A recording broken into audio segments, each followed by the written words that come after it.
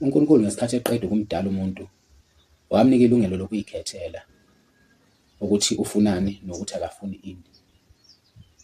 Kunenye-ke insizwa ekade ngivakashele ey'nsukwini, sixoxe size sifike ezingeni lokuthi kahle hle akekho umuntu ongcono futhi akekho umuntu osezingeni eliphansi uma kusuke nje kuhlangene abantu, mhlawumbe kusemcimbini noma kusemngcwabeni.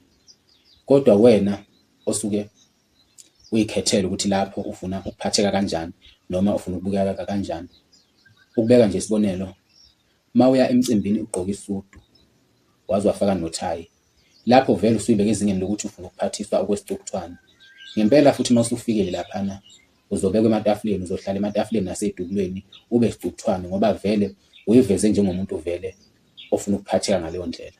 Kodwa wena uma uzoya emcimbini uyibeke wena ezingeni eliphansi, vele futhi uzofika uphatheke ngaleyo ndlela uma uzovele nje ugqoke noma kanjani noma mhlampe uye umayabhuyabhu nje. Ngempela futhi uzofike lapha kubonakala ukuthi wena ukulela zinga eliphansi, ubekwe nabantu abalapha abasezingeni eliphansi ngoba yinto leyo osuke uyikhethe wena. Sisuke singekho-ke isidingo sokuthi kube khona abantu abazondayo emcimbini noma emangcwabeni uthi bazenza ngcono. Le nto othi wena bazenza yona nawe usuke ungazenza nje yona, kodwa kuya ngokuthi wena uyikhetheleni.